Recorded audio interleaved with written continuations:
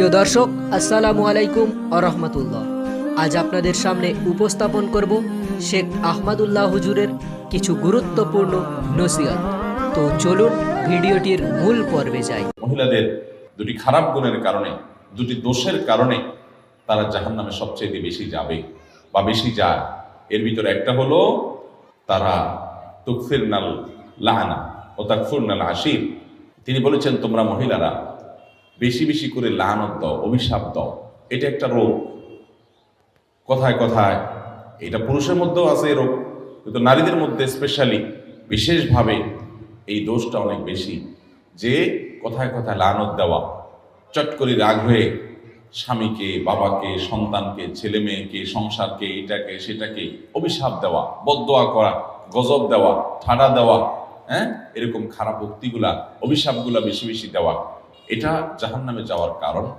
আর আরেকটা হলো তাকফুরনাল আশির, স্বামীর নাশকরি করা।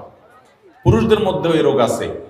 পুরুষও নাশকরি করলে তার ঠিকানা জাহান্নাম হবে, এতে কোনো সন্দেহ নাই। অনেক পুরুষ আছে যে তার মহিলা, তার স্ত্রীর সাথে তার সম্পর্ক ভালো, স্ত্রী সব দিক থেকে ভালো, একদিন একটু উল্টাপাল্টা হলে সে সাথে সাথে সারা বছরের সকল অবদানকে অস্বীকার করে। সারা বছর বেচারি যে ভালো ছিল এটা আর স্বীকার করে না। একদিন তরকারিটা খারাপ হলে আর 10 দিন যে ভালো হয়েছে ওটার কথা সে ভুলে যায়। এরকম নিমক হারাম পুরুষও আছে। কিন্তু নবী করিম সাল্লাল্লাহু আলাইহি ওয়াসাল্লাম এই হাদিস থেকে বোঝা যায় যে আমাদের মা বোনদের মধ্যে এই রোগটা তুলনামূলকভাবে বেশি, যে তারা পুরুষদের বিশেষ করে তার স্বামীদের, তারা নেয়ামতকে অস্বীকার করে ফেলে খুব তাড়াতাড়ি। আর এটি তাদের জাহান্নামে যাওয়ার অন্যতম কারণ। এই জন্য আমাদের মা বোনদের জন্য এই দুটি অ্যালার্মিং পয়েন্ট, যে আসুন আমরা কোনো অবস্থাতে আমাদের সন্তানরা, আমাদের স্বামী, আমাদের মা বাবা, সংসার বা অন্য কোনো কিছুকে আমরা গালিগালাজ করা, বদদোয়া দেওয়া, ঠাডা দেওয়া, আপনার অভিশাপ করা, আল্লাহ লানতের কথা বলা, এগুলো আমরা কখনো করবো না। এরপরে সাবধান থাকবো। আর দ্বিতীয়ত হলো, আল্লাহ তাআলা স্বামীর সংসারে যতটুকু আপনাকে নেয়ামত দিয়েছেন এতটুকুর জন্য আল্লাহ শুকর আদায় করবেন, নাশকরি করবেন না। জীবনে তোমার সংসারে এসে কি পাইলাম? কিছুই পাইলাম না, আমার পুরো জীবন শেষ হয়ে গেছে, অথচ আমি তোমার সংসারে সুখের দেখাই পাইলাম না, এরকম কোনো কথা আমাদের মা বোনরা আমরা বলবো না। বরং আল্লাহ তাআলা আমাকে যে অবস্থায় রেখেছেন সে অবস্থা আমরা শুকর আদায় করবো। অনেক নারী, অনেক মহিলারা আমাদের কাছে আসেন, আমাদের মা বোনরা, আপনারা যারা আজকে আমার কথা শুনছেন, আপনাদেরও মনের ভিতরে অনেক অভিযোগ আছে, আমি জানি। আপনাদের প্রশ্নগুলো পড়লে বোঝা যায় কত কষ্ট আপনাদের। আমরা সেটা স্বীকার করি যে আপনাদের অনেক কষ্ট আছে। সেজন্য সকল মাহফিলে, সকল আলোচনায় আমরা পুরুষদেরকে আল্লাহর ভয় দেই, পুরুষদেরকে সতর্ক করি, পুরুষদেরকে জাহান্নাম থেকে বাঁচার জন্য আহ্বান করি, পুরুষদেরকে মহিলাদের অধিকার উপরে সচেতন করার জন্য আমরা সর্বদা সোচ্চার সবসময় কথা বলার চেষ্টা করি। কিন্তু আপনাদেরকে আজকে আমি পেয়েছি, আপনাদেরকে আমি বলতে চাই, আমার প্রিয় মা বোনেরা, ধরুন আপনার স্বামীটা অমানুষ, ধরুন আপনার শ্বশুরটা খারাপ মানুষ, ধরুন আপনার শাশুড়ি আপনার প্রতি জুলুম করে, ধরুন আপনার সংসারে আপনি সুখী না, কষ্টে আছেন। তো এর জন্য আপনি হাহুতাশ করে, এর জন্য আপনি অস্থির হয়ে, এর জন্য আপনি নিজের সুখকে নষ্ট করে দিয়ে বেসবর হয়ে আপনার কোনো লাভ হবে না।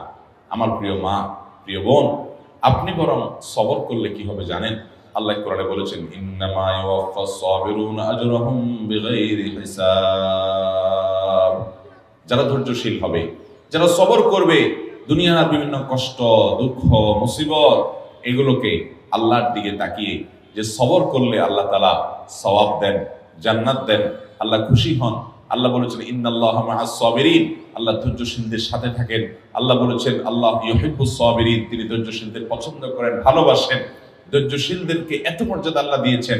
আল্লাহর কাছ থেকে সওয়াবের আশায় যারা একটু ধৈর্য ধারণ করে, সবর করে, হজম করে নেয়, ঢোক গিলে নেয়, নিয়ন্ত্রণ করে নেয়, মেনে নেয়, মানায় নেয় নিজেকে, এই মানুষগুলো, তাদের সম্পর্কে আল্লাহ বলেছেন, ইন্নামা ইউওয়াফাস সাবিরুনা আজরাহুম বিগাইরি হিসাব। ধৈর্যশীলদের বিনিময় আল্লাহ রাব্বুল আলামিন হিসাব ছাড়া দিবেন। কোনো হিসাব করে আপনাদেরকে দিবেন না। যখন আপনি ধৈর্যশীল হবেন, যখন আপনি সবরকারী হবেন, আল্লাহ তাআলা আপনাকে ডাইরেক্ট দিয়ে দিবেন, কোনো হিসাব নিকাশ করে দিবেন না। আল্লাহর কাছ থেকে হিসাব নিকাশ করে জান্নাতে যাওয়া এত সোজা কাজ না।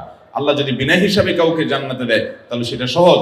আর বিনা হিসাবে জান্নাতে যাওয়া, এই সৌভাগ্য অর্জন হবে সবরকারীদের, ধৈর্যশীলদের।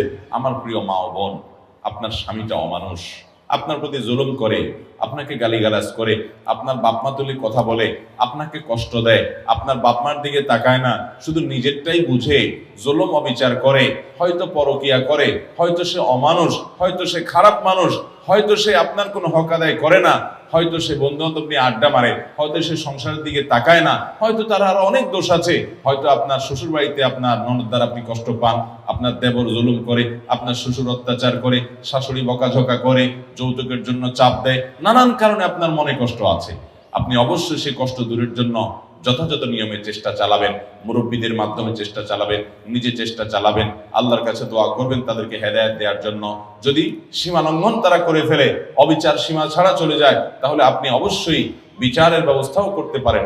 30 বছর জুলুম সহ্য করেছেন, 40 বছর সাংসারিক জীবনে জুলুম সহ্য করেছেন। এই তো আমার কাছে এমন নারীও এসেছেন, এসে মনের দুঃখে ফোনে এক ভদ্র মহিলা আমাকে বললেন যে হুজুর, মানুষের জীবনে দুঃখ থাকে একদিকে, আমাকে আল্লাহ সব দিক থেকে দুঃখের মধ্যে রেখেছেন, পরীক্ষার মধ্যে ফেলেছেন। কিভাবে? বললেন যে বাবার বাড়িতে কোনো ঠিকানা নাই যাওয়ার, এবং সেখানে থাকার কোনো ব্যবস্থা সুযোগ আমার নাই। স্বামী আমার অমানুষ যত রকম হতে পারে, পরকিয়া শুধু করে না, আমার ঘরে অন্য মেয়েদেরকে তাদের সাথে হারাম সম্পর্ক করে। একজন নারীর জন্য এটা কত বড় বেদনা। শুধু আমার ঘরে না, আমার কক্ষ থেকে আমাকে বের করে দিয়ে সেখানে সেটা দখল করে সে। এটা যে একজন মহিলার জন্য কত কষ্টের হুজুর, সেটা আপনাকে বলে বোঝানো যাবে না। এরপরে বললেন যে আচ্ছা ভালো, স্বামীটা খারাপ গেল, আমি সবর করলাম, আমার ছেলে মেয়ে বড় হয়েছে। দুঃখের বিষয় হলো সেগুলোও অমানুষ, একটা আমাকে দেখতে পায় না, আমার গহনাগুলো নিয়ে চুরি করে বিক্রি করে ফেলে। ওরা দেশের বাইরে থাকে, ওদের টাকা পয়সার অভাব নাই, কিন্তু আমাকে মা হিসাবে তারা স্বীকৃতি পর্যন্ত দেয় না। এরকম স্বামী অমানুষ, সন্তানরাও অমানুষ, বাবার বাড়িতেও যাওয়ার জায়গা নাই, এরকম একটা জনম দুঃখী মানুষ আরেকটা আছে কিনা সমাজে আমি জানি না। ভদ্রমহিলা মনের দুঃখ আমাকে কথাগুলো বলতেছিলেন। ভাইরা আমার, আমি তাকেও বলেছি বোন, আমি আপনার কষ্ট বুঝতে পেরেছি। আল্লাহ তাআলা আপনাকে ধরুন জনম দুঃখী করলেন, চিরদুঃখী করলেন, কোনো দিক থেকে আপনার সুখ হলো না। এরপরও আপনি যদি এইভাবে চিন্তা করেন যে আমার সকল দুঃখের বিনিময়, সারা জীবনের দুঃখের বিনিময় আল্লাহ তাআলা যদি আমাকে জান্নাতটা দিয়ে দেন, এটা থেকে লস প্রজেক্ট হবে ব্যবসা নাকি লাভের হবে? কেমনে লাভের হবে বলেন তো? কারণ আমি কষ্ট করেছি 30 বছর বা 40 বছর, এর বেশি তো না। একজন মহিলা বিয়ে হওয়ার পরে কত বছর বাঁচে? 40 বছর, 30 বছর, 50 বছর, এর বেশি তো বাঁচে না সাধারণত আমাদের দেশে গড়াই ওঠে। তাহলে 30-40 বছর আপনি কষ্ট করলেন, সব ধরনের জুলুম সহ্য করলেন, এর বিনিময়ে আপনি জান্নাত পাইলেন কয়শো বছরের জন্য? অনন্তকালের জন্য, অসীম কালের জন্য। মৃত্যু আর কখনো আসবে। তাহলে 30-40 বছরের কষ্টের বিনিময়ে যদি অনন্তকালের চিরসুখ পাওয়া যায়, লাভ হলো না লস হলো? অতএব সবর করতে হবে, ধৈর্য ধারণ করতে হবে। ধৈর্যশীলদেরকে আল্লাহ তাআলা তাদেরকে বিনা হিসাবে দিবেন পুরস্কার, বিনিময় বিনা হিসাবে জান্নাত দিবেন। অতএব আমরা সবর করবো তো ইনশাআল্লাহ। আল্লাহ আমাদের মা বোনদেরকে সবর করার তৌফিক দান করুন।